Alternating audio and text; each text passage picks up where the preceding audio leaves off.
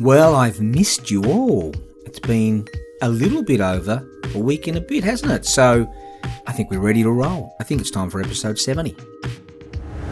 It's time for another show from Colin Jones, the Reasonable Adventurer. Time for you to take another step towards creating your own opportunities for satisfaction. And a huge welcome to you all to episode 70 of the Reasonable Adventurer. I'm Colin Jones. I think I've been missing in action for the last week or so, haven't I?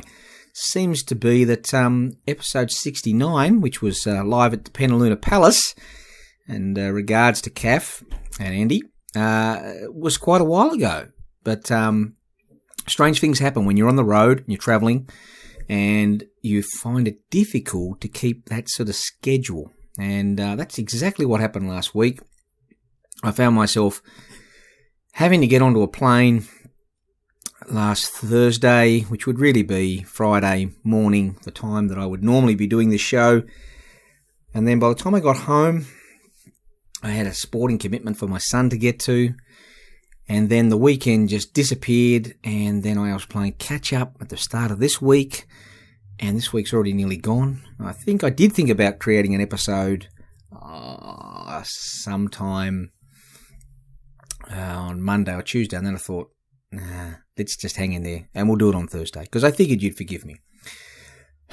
So, what have we got to talk about today? Well, one of our regular listeners, Chris Adams, asked me a few weeks ago, could you have a chat about resilience?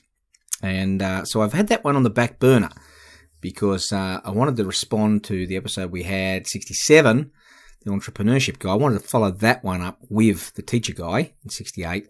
And then, of course, it was too difficult to pass up the opportunity to have the episode 69 live at the Penaluna Palace. So today, episode 70, it's going to be about becoming resilient. And there's no secret to this. There's no obvious way. There's mostly a lot of bad ways. And I thought I'd give it some thought because, look, at the very heart of the Reasonable Adventurer is this notion that you can create opportunities for satisfaction. And sort of inherently in that is this sort of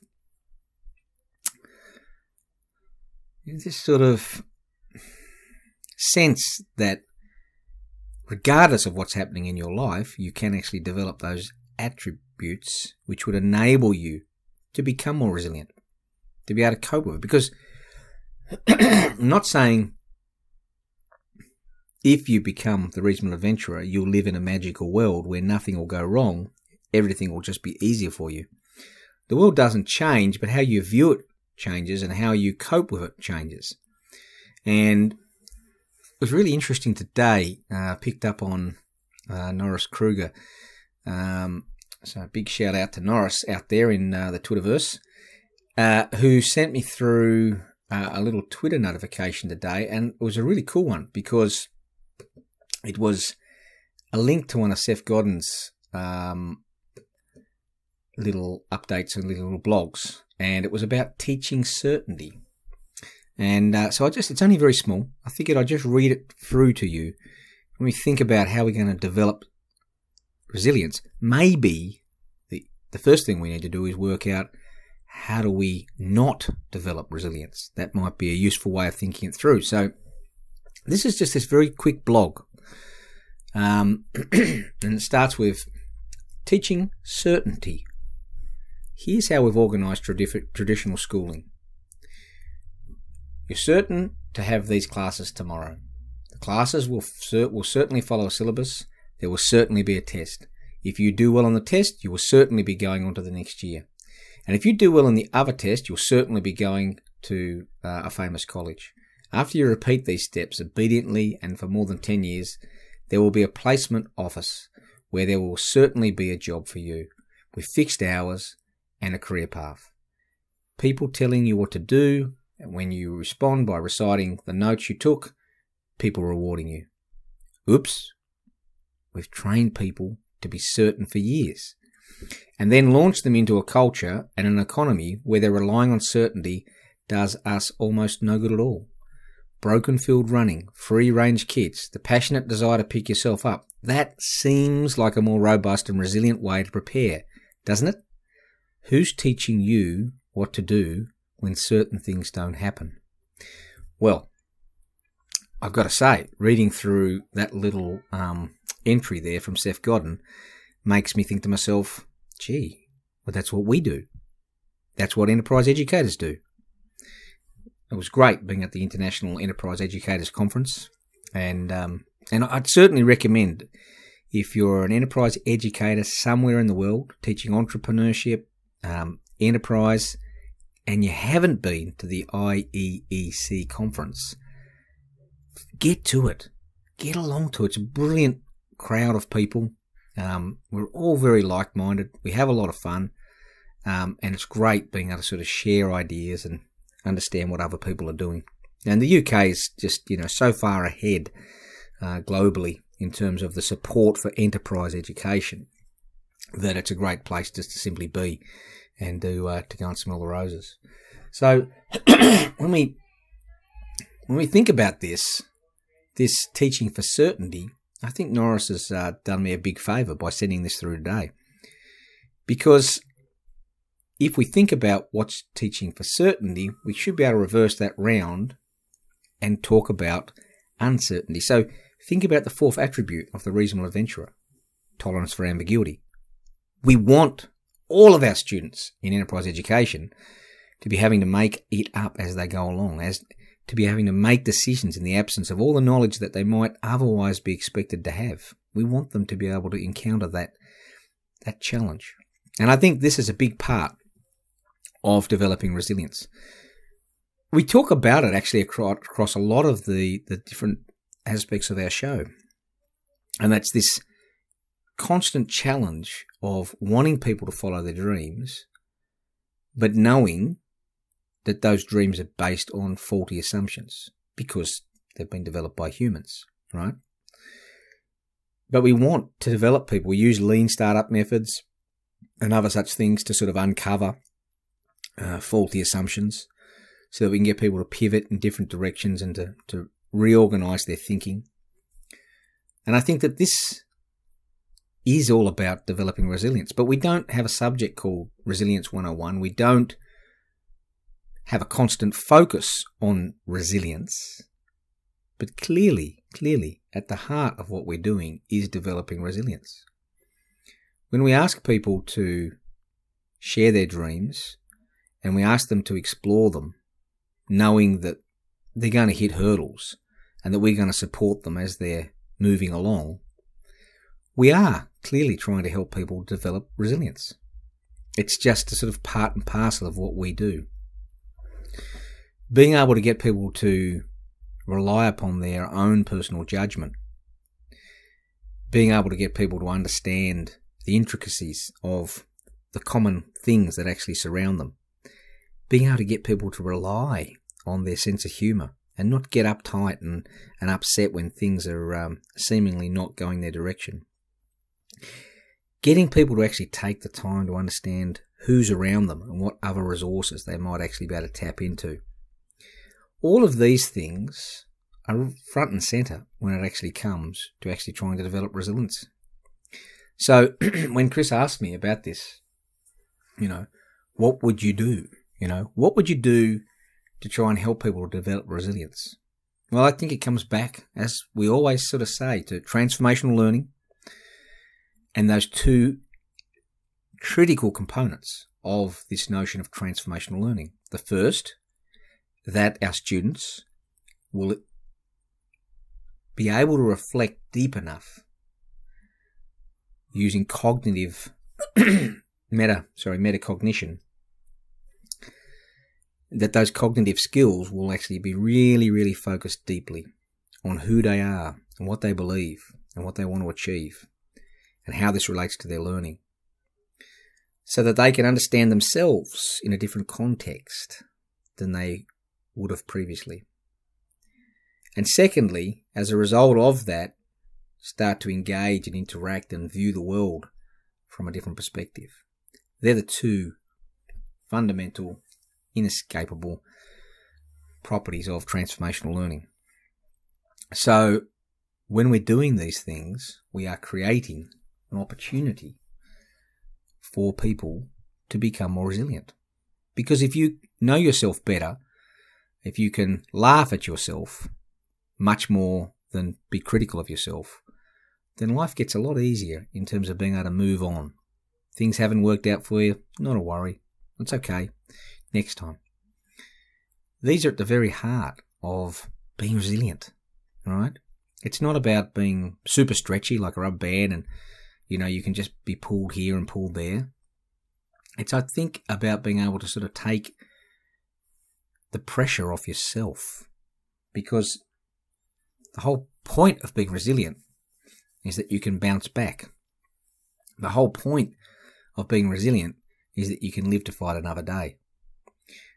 If everything's locked into this certainty that Seth Godin talks about, then it is hard, because people's dreams will get snapped, not stretched, but snapped. And I think these are the things we're talking about in education now. And clearly you'll find schools where, really inspiring principals are saying, hey, let's do this. But once we get to that national curriculum level, that's when we average away all of that fun. We average away all of that inspirational stuff, and we just want to bring it back to subject-specific things. Or we tag things that we'd like people to develop, like digital literacy, without actually thinking about how do we bring that in. So I think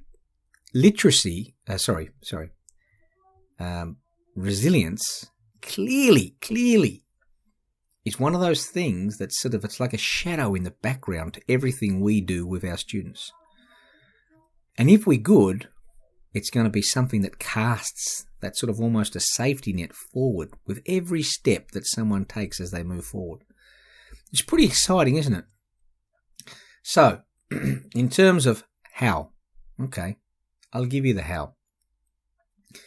The only way we can do it is to actually get the students to want it, to get them to understand it, and to create opportunities for them where they can see the value of it. It's not a subject, it's not something that we can create content for and simply say, you've ticked the box, so move on, you've now got it. It really is something that comes from repeated exposure to opportunities to fail. It really is something that comes from repeated opportunities to get to know yourself. It really is something that comes from repeated opportunities of being surrounded by unknown inputs and outputs. So, thinking about what you do with your children, thinking about the environments that you're comfortable working in, does that sound like you? Does that sound like something that you are comfortable at? Do you like it when you don't know what's actually happening in front of you? We do want certainty. When I'm rushing through an airport, I don't want to be told that they've decided to change all the places that the planes will be moving from, the gates. I want to know that the gates are going to stay roughly the same. I want that certainty. If I go to a food producer, that I might go to when I'm in England, I do want the certainty of knowing that the food that they were giving me last time I was there will be pretty much the same as the next time I'm there. So this is this conundrum that we have. We really can't have everybody in society being innovatively entrepreneurial, because if everybody was trying to change things, there wouldn't be enough certainty. So we need certainty, but the reality is lives don't operate that way. The world isn't full of certainty, it just has certainty. So in between the cracks of all that certainty, that's where all the good stuff is. That's where all the action is. That's where all the opportunities are. So as we sort of walk along that board of certainty and we look down into the crack next to it, that's where we want people. So think that through. How is it that you can create opportunities to be comforted by and supported by the certainty that you need, whilst being able to actually carry on? And we talked about, I'm trying to think which episode that was. I think it was Are You Connected, episode 63, about what you could be doing. And that's a classic example to me of you being able to sort of be comfortable with the certainty that you have. Maybe it's your income, your job, whilst you explore the things that are in between the cracks. That uncertainty. What might you look like as an author?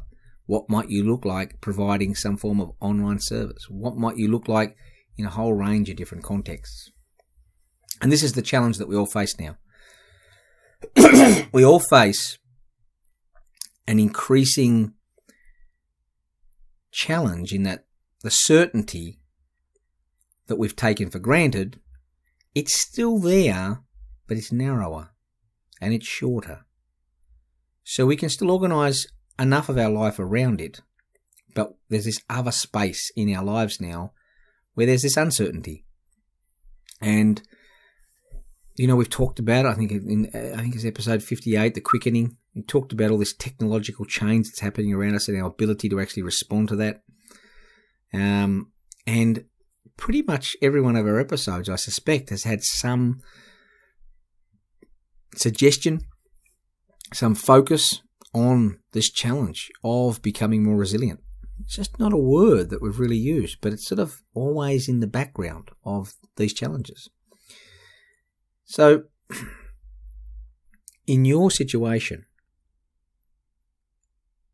where are you at when you think about the certainty that you like in your life? When do you want certainty? I mean, if you get in the car tomorrow to drive to work, you don't want to find out that they've dug the road up. You don't want to find out that all of a sudden the traffic conditions are totally different and unpredictable. You want certainty there, right? Then you go to a restaurant, that's your favourite restaurant. You don't want to see that the menu's been totally changed, and into an entirely different sort of genre of food. There are a whole bunch of things where we want certainty. But in your life, where's the opportunity? Where's the opportunity for you to play in a space where you can develop that sort of backwards and forwards, unknown sort of outcomes, and you're willing to have that sort of, well, I don't mind investing some time here. Could it be something you could do online? Is it something you can do in your neighbourhood? The key thing is, if you want to develop this resiliency, you need to expose yourself, and you need to be able to reflect on that whole process as well. There's no point, there just isn't any point in playing everything by the book and being safe. That's just not how the world works, right? We all know that.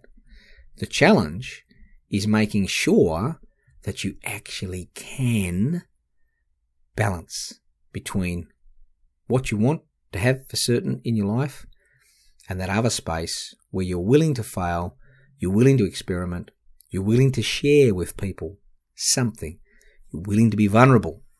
That's something that's not everybody's cup of tea. I was talking to a lot of people in England about this and about the nature of maybe what sets my teaching apart from some people. And I think vulnerability is one of those key things. I'm very, very happy. I made this comment in one of the sessions that you should never, ever expect your students to fail in front of you if you're not prepared to fail in front of them. And it was interesting, that got straight onto Twitter and a few people were retweeting that. And while that's a sort of a standard thing that I would think, maybe it was a bit controversial or a bit of a challenge to other people. Maybe it's just not something they'd thought about doing because of the way they perceive their role. Are you perceived to be doing things where you need to be resilient? Are you perceived to be operating in an environment where certainty is taken for granted? It's relied upon. It's a necessary outcome. So, something for you to reflect on. Are you resilient? If you're not, what can you do to find those gaps, those spaces, that little bit of darkness there where it's uncertain? What can you do to get into that space and play and experiment? What secrets of the future are you prepared to share with other people? Are you prepared to envisage what the world looks like in 10 years' time for you? And what that means and what that might mean in terms of the things that you may have to be developing now, new behaviours, new attitudes, new abilities. These are all the challenges that we all find when we're trying to move towards becoming more resilient. Because while there's uncertainty today, and that will continue, as we've talked about in past episodes, this constant process of change in itself is changing. So the technologies we have to engage with today in an uncertain world only get more uncertain as those technologies change as well. So we're all surrounded by it. No one's got any choice. We don't have a lot of luxury to be able to simply ignore all the change that's happening around us. Let's embrace it. Let's make it part of our day. But let's recognise the fact that we don't have to be heroes and be 100% surrounded by uncertainty. Let's find that balance. And that's a challenge for you, asking yourself what balance is right for you. Do you want 70% certainty in your life and 30% uncertainty? Would you prefer it to be around the other way? You know, we're all got different life situations, so that's going to sort of play through differently for each of us. But until we meet again, I'll leave you to reflect on that. What's your balance between certainty and uncertainty in your life? And thanks again, Morris, for actually sending that through, because that really brought a nice little crystallisation to my thinking around this challenge that we've got of becoming more resilient. Cheerio.